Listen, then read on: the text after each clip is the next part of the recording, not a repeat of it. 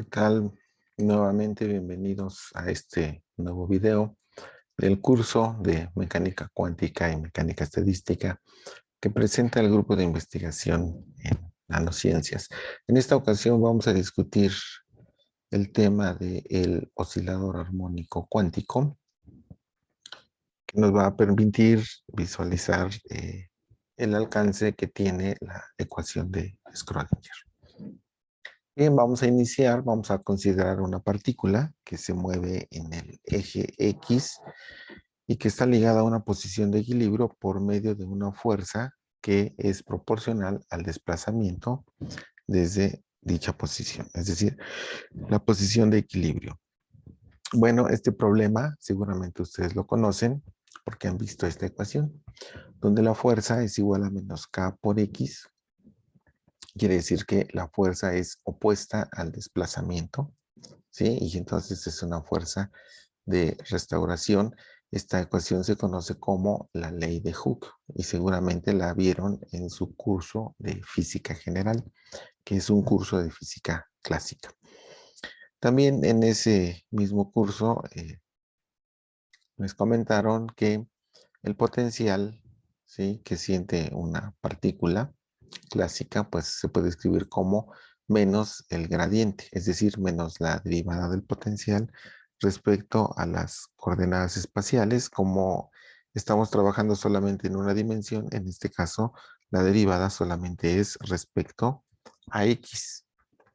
Y bueno, entonces si esta relación se cumple, podemos tratar de intuir cuál es el valor para, o la expresión que representa este potencial, pues haciendo una integral, ¿sí? Lo que tenemos en esta igualdad pues, es una ecuación diferencial de primer orden. Así que podemos separar variables y podemos encontrar que el potencial se puede escribir como un medio de K por X al cuadrado. La gráfica de ese potencial la tenemos aquí del lado derecho. Es la curva que se ve en color azul. La recta vertical corresponde a la posición de equilibrio y el desplazamiento de la partícula va a ser en el eje X o en el eje horizontal. Entonces, la partícula va a estar afectada por un potencial de esta naturaleza, ¿sí? Y entonces se va a estar moviendo ya sea al interior de esta parábola o fuera de dicha parábola. Vamos a recordar brevemente lo que ustedes aprendieron o lo que ustedes revisaron en su curso de física general. Sabemos que la ecuación clásica de movimiento para una partícula de masa m sometida a una fuerza de acuerdo a la segunda ley de Newton, pues es la masa por la aceleración. Aquí tenemos la segunda derivada de la posición respecto al tiempo. Y eso es igual a menos k por x, que corresponde a la ley de Hooke. Esta ecuación la podemos reescribir de esta manera, donde omega 0 al cuadrado, pues lo estamos definiendo como, ¿sí?, la constante k dividida entre la masa de la partícula, y entonces tenemos una ecuación diferencial de segundo orden, lineal, homogénea. Y entonces ustedes saben o pueden encontrar la solución de esta ecuación diferencial. Y lo que vamos a encontrar es que x de t va a ser igual a una función armónica, donde a es un número real que representa la amplitud. Esta es la función armónica seno. Y aquí nos queda omega t menos delta. Y esta delta corresponde a una fase. Entonces, esta es la solución que nosotros encontramos desde el punto de vista de la física clásica. Observe que están muy vinculados. Aquí hay una frecuencia omega 0. Aparece K, que es la misma K que vimos aquí al principio del problema, y está la masa de la partícula.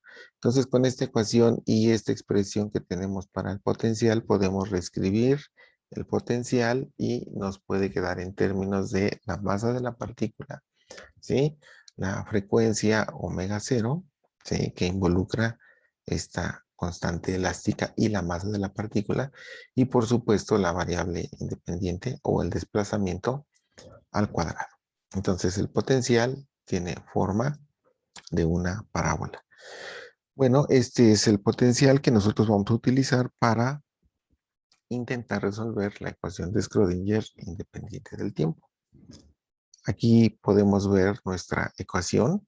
Tenemos la parte que corresponde a la energía cinética. Aquí va la parte de la energía potencial y del lado derecho pues tenemos la energía que multiplica a la función de onda. ¿Sí? Podemos hacer un poco de álgebra para que el coeficiente que acompaña la segunda derivada, ¿sí?, sea 1 y entonces podemos reescribirla de esta manera. Y entonces aquí podemos observar que tenemos una ecuación diferencial de segundo orden, ¿sí?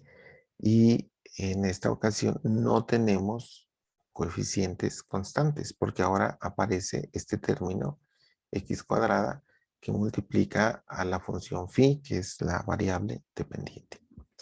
¿Cómo vamos a resolver esta ecuación diferencial? Antes de iniciar a resolverla, conviene hacer algunos cambios, renombrar algunas variables. Y hacer un cambio de variable para tratar de simplificar la ecuación. Bueno, vamos a definir alfa como el producto de la masa por omega 0 entre h barra.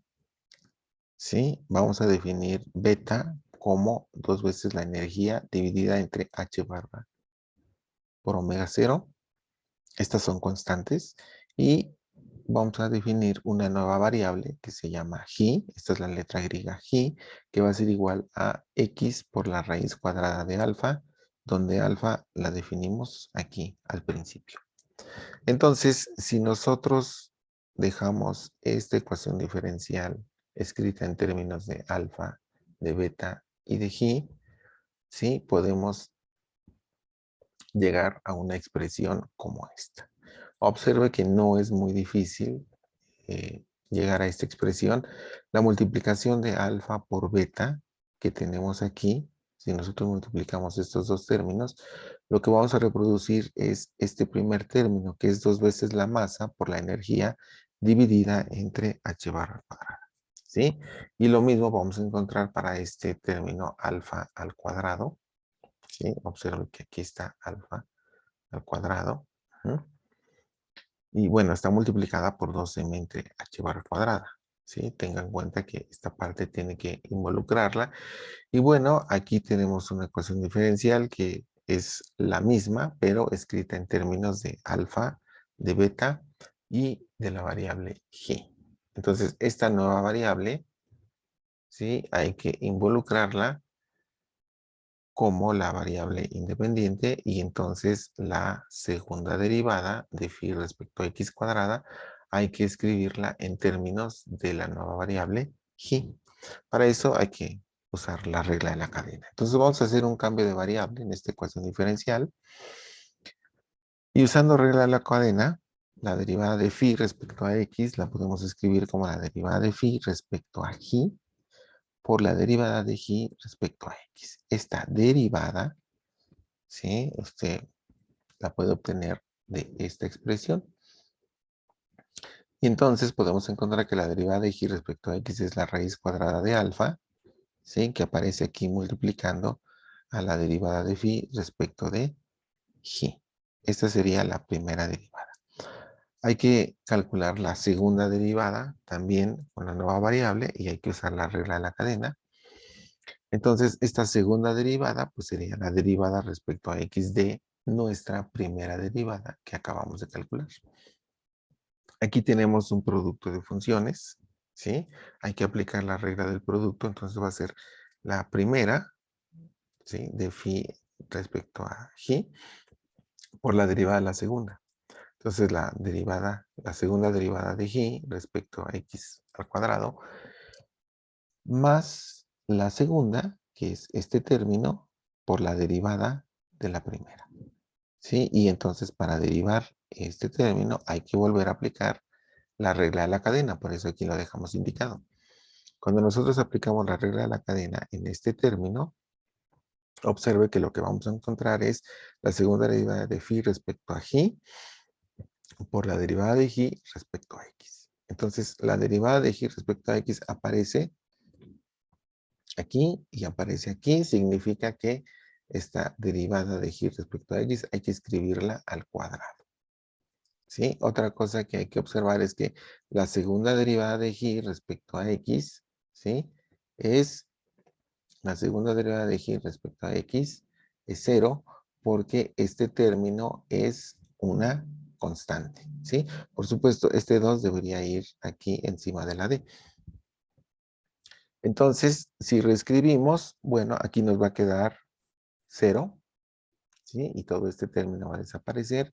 Y entonces la segunda derivada respecto a y nos queda multiplicada por la constante alfa, ¿sí? Bueno, ahí está ya la segunda derivada. Vamos a escribir esta ecuación diferencial ahora en términos de la nueva variable independiente que es y nos va a quedar una expresión como la que aparece aquí. Observemos que alfa es factor común en toda la ecuación. Podemos dividir toda la ecuación entre alfa y entonces la ecuación diferencial nos va a quedar escrita de esta manera, ¿sí? Sigue siendo una ecuación diferencial de segundo orden, sigue siendo homogénea, ¿sí? Sigue siendo lineal, pero los coeficientes no son constantes porque está y al cuadrado, ¿sí? Sigue multiplicando a la variable dependiente. Vamos a intentar resolver o tratar de intuir cómo sería la solución de esta ecuación diferencial. Y para eso, bueno, pues vamos a tener que hacer alguna aproximación para que nos dé alguna idea de cómo podría ser la solución de esta ecuación diferencial. Así que vamos a suponer que y al cuadrada es mucho mayor que la constante beta, en cuyo caso, pues este término que aparece aquí ya no es muy significativo, ¿sí? Y podríamos suponer que esta ecuación diferencial se podría escribir o aproximar de esta manera. Una segunda derivada igual a la variable independiente multiplicada por la función. Entonces, ¿a dónde nos lleva esta ecuación diferencial? Bueno, pues a suponer que la solución debe de tener la forma de una función exponencial que involucre a y elevada al cuadrado.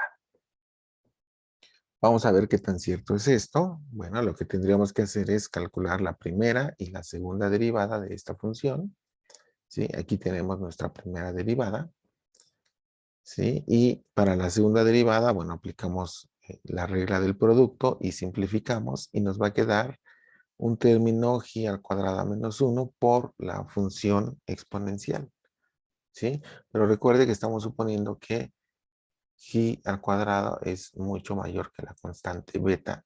Entonces podríamos seguir suponiendo que esta solución es válida, ¿sí? Cuando y al cuadrado pues es mucho mayor que 1, en cuyo caso pues este 1 realmente no pesa contra los valores que toma y al cuadrado, ¿sí?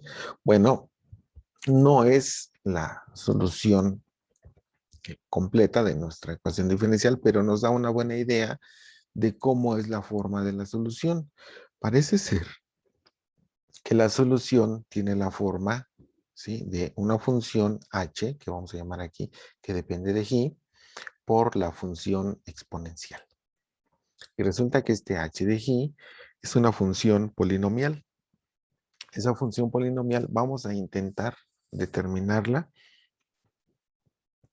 para ver si podemos encontrar la solución completa de la ecuación diferencial. Entonces, con esta solución más cercana, ¿sí?, para esta ecuación diferencial, vamos a calcular la primera derivada, ¿sí?, aplicando, por supuesto, la regla del producto, y hay que calcular la segunda derivada. Aquí es importante que el álgebra la desarrolle con paciencia y con suficiente cuidado, porque la segunda derivada, pues le van a quedar estos términos, ¿sí? Entonces, ¿qué es lo importante de este resultado? Que cada uno de estos términos que aparecen en la segunda derivada están multiplicados por esta función exponencial, e a la menos y cuadrada entre 2. Y los términos de la primera derivada también están multiplicados por esta función exponencial, ¿sí? Entonces, en ese sentido, este va a ser factor común de toda nuestra ecuación diferencial. Vamos a sustituir la primera y la segunda derivada en nuestra ecuación diferencial, ¿sí? Y vamos a simplificar. Cuando nosotros simplificamos, nos va a quedar una ecuación diferencial solamente para h de g. ¿Sí? Sigue siendo una ecuación diferencial de segundo orden, ¿sí? Sigue siendo lineal, ajá, pero no es de coeficientes constantes. Sin embargo, esta ecuación pareciera ser que es más fácil de resolver que esta que tenemos acá. Bueno, ¿cómo vamos a resolver esta ecuación diferencial? Pues parece que el único camino que tenemos para resolver esta ecuación diferencial es recurrir a las series de potencias. Así que vamos a plantear como solución una serie de potencias para h de g de esta forma. Hay que calcular la primera derivada y hay que calcular la segunda derivada de esta serie. Y por supuesto tenemos que hacer el ajuste en los índices, ¿sí? Para que la potencia de g pues sea la misma y podamos aplicar la propiedad de identidad. Entonces, ajustando los índices de la primera suma, observe que aquí empieza desde k igual a 1 hasta infinito. Aquí empezamos de 0 y nos queda g a la potencia k, igual que la serie inicial. En esta segunda derivada también hacemos el ajuste en el índice para que empiece a correr desde 0, ¿sí? De manera que g nos quede elevada a la potencia k, y de esta manera, cuando sustituimos estas tres series en la ecuación diferencial, podemos sacar de factor común a g de k, y como esta cantidad es igual a 0, aplicamos la propiedad de identidad, donde estos coeficientes van a ser igualados a 0 para todos los valores de k. Entonces, esta propiedad de identidad nos permite encontrar una relación de recurrencia. Cuando este término lo igualamos a 0 y despejamos a de k más 2, obtenemos esta expresión que se conoce como relación de recurrencia, y entonces podemos empezar a asignar valores para k, desde 0 hasta infinito. Entonces observe que cuando k toma el valor de 0, pues nos va a quedar a subíndice 2, ¿sí? Sustituyendo en esta expresión, nos va a quedar beta menos 1 entre 2 factorial por a subíndice 0. ¿Ok? Nos va a quedar en términos de a subíndice 0.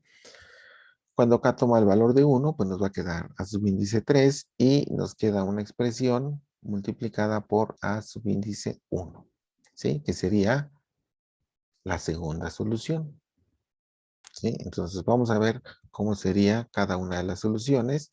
El siguiente valor para acá pues es 2.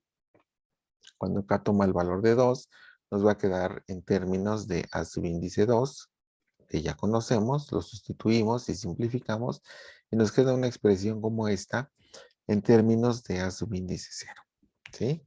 Siguiente valor para acá nos deja la expresión en términos de A1. Entonces, conforme va corriendo el índice K, vamos obteniendo un elemento de cada una de las soluciones, ¿sí? En forma de series de potencias para la ecuación diferencial. Entonces, seguimos aumentando el valor de K. Ahora acá toma el valor de 4, nos queda subíndice 6, por supuesto, en términos de subíndice 0, ¿sí? El siguiente valor de K nos deja a subíndice 7 en términos de A1, ¿sí? Y entonces podemos continuar la relación de manera indefinida, o bien hasta encontrar una expresión cerrada que nos represente la sucesión de todos estos términos. Bien, entonces, aquí tenemos la ecuación diferencial, aquí tenemos la solución que estamos tratando de encontrar, y hasta este momento estamos analizando cómo quedaría esta h de e, que es una función polinomial. Bueno, cuando nosotros agrupamos el resultado que obtuvimos de la relación de recurrencia, nos va a quedar una serie infinita, ¿sí? En términos de A0, y una segunda serie en términos de A1, ¿sí? Entonces, esta es la combinación lineal, ¿sí? De la solución para esta ecuación homogénea. Vamos a analizar un poco cómo es esta solución. Vamos a considerar nada más esta primera solución, donde aparece a subíndice 0. Fíjense que aparece el término 1 y luego aparecen potencias de ji al cuadrado, ji a la 4, ji a la 6, que son términos que más o menos aparecen en una serie de e a la ji al cuadrado, ¿sí? Porque son potencias al cuadrado. Ujú. Entonces, para la segunda solución, donde tenemos a1, aparece ji al cubo, ji a la 5. Si sacamos ji de factor común, nos van a quedar potencias pares como en la primera solución.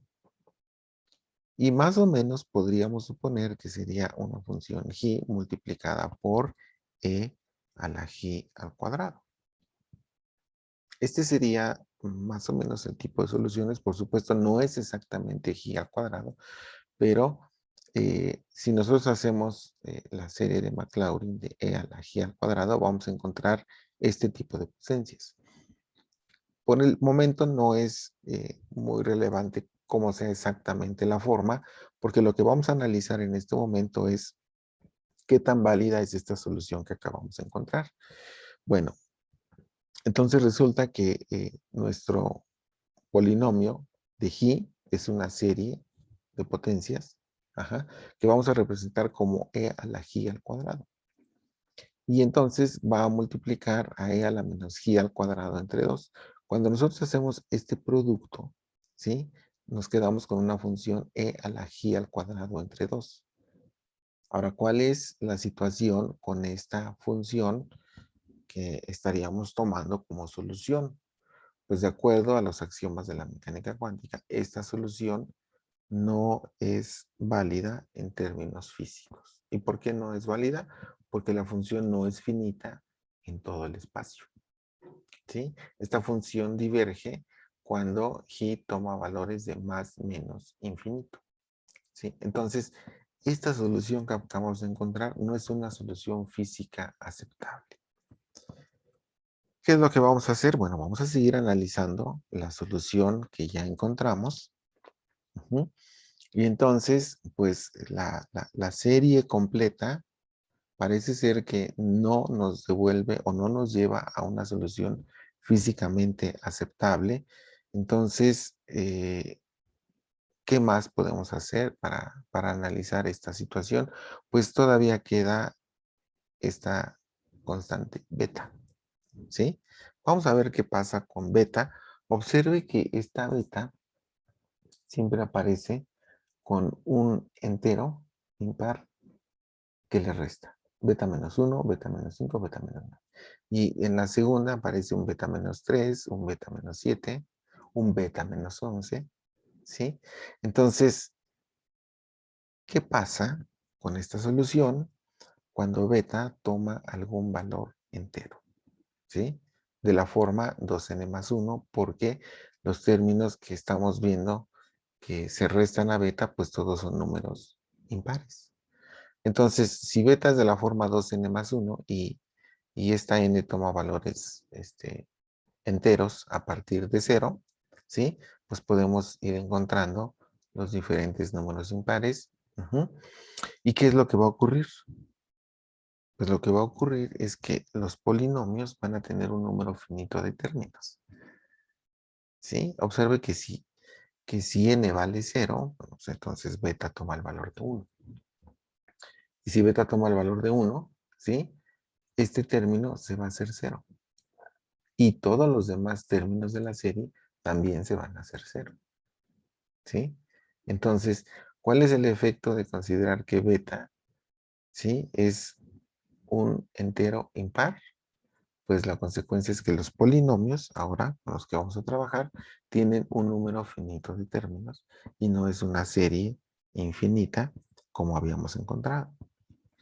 Bien, ¿a dónde nos lleva esta situación? Pues parece ser que estas van a ser las únicas soluciones de la ecuación diferencial con un significado físico, pero no nos adelantemos, vamos a seguir analizando esta situación. Aquí tenemos nuestra ecuación diferencial. Aquí tenemos la solución en series y vamos a analizar con un poco más de detalle. Miren, cuando n toma el valor de 0, beta toma el valor de 1 y lo que discutíamos hace un momento es que todos los términos en donde aparece beta menos 1, pues se van a hacer 0. Entonces, la primera serie infinita, ¿sí? Queda de un solo término, que es este A0. Y la segunda serie, bueno, queda completa. Ahora, ¿qué pasa cuando n toma el valor de 1? Pues beta vale 3, ¿sí? Si beta vale 3, observemos que en esta segunda solución, este beta menos 3 se va a hacer 0 y todos los demás términos de esta sucesión se van a hacer 0. Entonces, únicamente nos vamos a quedar con el término A1 por G, que estoy escribiendo aquí. Y la primera serie, pues va a quedar completa. Entonces, para cada valor de n, ¿sí? Estamos dejando un número finito de términos de ese polinomio. Uno más. Cuando n toma el valor de 2, beta vale 5, ¿sí? Y entonces, este término, beta menos 5, se va a hacer 0. Y todos los demás términos de la serie se van a hacer 0. Entonces, nada más aparecen dos términos, ¿sí? Y la segunda serie completa. ¿Qué es lo importante aquí? Bueno, que vamos a tener dos tipos de soluciones, ¿no? Donde A0 está multiplicado por un polinomio que es finito y A1 multiplicado por una serie que es infinita, o bien una situación donde A0 está multiplicado por una serie infinita y A1 está multiplicado por un polinomio, ¿sí? Entonces, todavía no podemos aceptar esto como solución por la serie infinita, ¿sí? Lo que sí podemos hacer es empezar a descartar. El coeficiente que multiplica la serie infinita debe ser 0. Ajá, para que la solución sea físicamente aceptable. ¿Qué estamos diciendo con esto? Que la solución que vamos a tomar como aceptable solamente es el coeficiente A0 por el polinomio o bien el coeficiente A1 por el polinomio. Este polinomio está determinado por el valor que tome esta beta, ¿sí? Que es un entero impar. Y eso nos va a permitir encontrar la solución. Entonces, si beta solamente puede tomar valores enteros impares, ¿sí? Y habíamos dicho que beta lo estábamos definiendo como 2 veces la energía entre h barra entre omega 0, ¿sí? De estas dos ecuaciones podemos encontrar que la energía queda escrita como h barra omega 0 n más 1/2. Y observe que esta n nuevamente tiene que ver con la cuantización de la energía.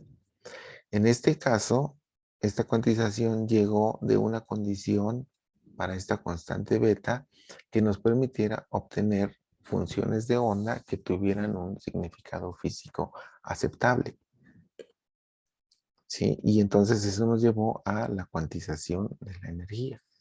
En particular, nuestro oscilador armónico, ¿sí?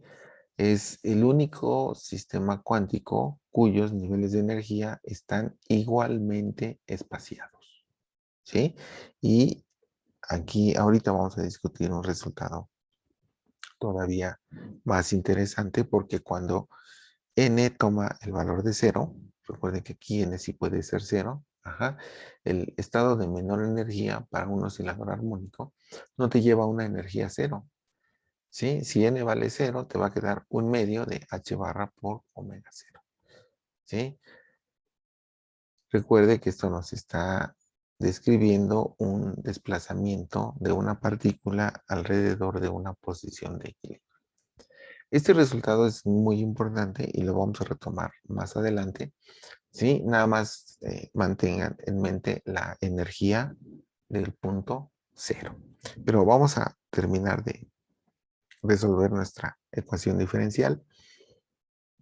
Entonces, cuando nosotros vamos variando los valores de n para beta, lo que vamos a generar son estos polinomios que son finitos, ¿sí? Y ya son conocidos en matemáticas, se conocen como los polinomios de Hermite, ¿sí? De hecho, estos polinomios de Hermite tienen una función generadora, que es esta que aparece aquí, y entonces ustedes pueden determinar el polinomio de Hermite dependiendo del índice en el que estén interesados, ¿sí? Y pueden generar estos polinomios. Bueno, habíamos dicho que la función de onda, entonces la vamos a construir con el producto de nuestro polinomio de Hermite por nuestra función exponencial por un coeficiente que aquí estamos escribiendo como n subíndice n. ¿Sí? Esta es la función de onda que está en términos de la variable independiente g. Pero para que nuestra solución tenga más sentido o la podamos interpretar en términos más realísticos, pues hay que regresar a nuestra variable x. Y ya habíamos definido de esta manera a g y de esta manera a alfa, ¿sí? Si estas cantidades las sustituimos en nuestra función de onda, pues vamos a encontrar que la función de onda tiene esta forma, e a la menos alfa x cuadrada entre 2 por un polinomio de Hermite donde aparece x por la raíz cuadrada de alfa. Por supuesto, este coeficiente usted lo puede determinar con la condición de probabilidad 1 en todo el espacio, con esta integral. Y por supuesto, las funciones que aquí obtenemos deben de ser funciones ortogonales. ¿Sí? Entonces, esta amplitud de la función de onda, bueno, se puede mostrar que es igual a alfa entre pi multiplicada por 1 entre 2 a la n por n factorial. ¿Sí? Y de esta manera, bueno, ya tenemos la solución de la ecuación de Schrödinger para un potencial que es un oscilador armónico. Tenemos las funciones de onda y tenemos una ecuación para los niveles de energía. Entonces, ya para concluir esta discusión, aquí aparece la función de onda, ¿sí? Para n igual a 0 y para n igual a 1, ¿sí? Observe que vamos a tener un máximo, ¿sí? Si elevamos al cuadrado esta función de onda, phi subíndice 0, bueno, pues lo que vamos a observar es una función así. Recuerde que esto tiene que ver con la probabilidad de encontrar a la partícula y de acuerdo a esta gráfica, la probabilidad más alta la tenemos en su posición de equilibrio, ¿no? Que es en 0. Bueno, aquí extendemos para n igual a 2, así se ve la función de onda. Para n igual a 3, la función de onda se ve de esta manera, ¿sí? Y bueno, si nosotros podemos continuar haciendo las gráficas para el cuarto nivel de energía, la función de onda se ve así. Y bueno, si nosotros calculamos la décima función de onda y multiplicamos el complejo conjugado por la función de onda, se va a ver de esta manera la función de onda. Sí, esta línea punteada corresponde al caso límite, ¿sí? Y bueno, ahí está las posiciones más probables o que tienen mayor probabilidad de encontrar a la partícula. Bueno, ¿cuál es la relevancia de este resultado? Ya para concluir, bueno, este modelo del oscilador armónico nos permite o permitió a los científicos de aquella época el poder describir las vibraciones en un material. Recuerden el problema que estaba abordando Planck al inicio del curso, en donde finalmente encontró una solución que empataba con el experimento cuando consideró a los átomos como osciladores, ¿sí? Que vibraban a una misma frecuencia. Entonces, un sólido lo podemos visualizar así, como esferas conectadas con resortes, ¿sí? Y entonces, por efectos de temperatura, estas esferas van a empezar a vibrar. y van a empezar a propagar energía alrededor del sólido, ¿sí? Energía calórica, ¿sí? Y bueno, ustedes saben que el calor, bueno, cuando es un material sólido, se propaga por medio de vibraciones, ¿sí? Las, los átomos que están expuestos a la energía calórica empiezan a vibrar y empiezan a propagar la energía hacia la región de menor temperatura, ¿sí? Y entonces, con este modelo, es posible explicar algunos fenómenos de propiedades térmicas y de propiedades ópticas y de propiedades electrónicas en materiales sólidos. Entonces, bueno, con esto vamos a concluir el video. La discusión fue algo extensa, traté de hacerla lo más detallada posible, ¿sí? Y bueno, espero que les sea útil y que puedan haber entendido o sensibilizado esta parte de cómo un modelo tan simple como el del oscilador armónico te permite explicar comportamientos de los materiales reales. Bien, pues aquí dejamos el video.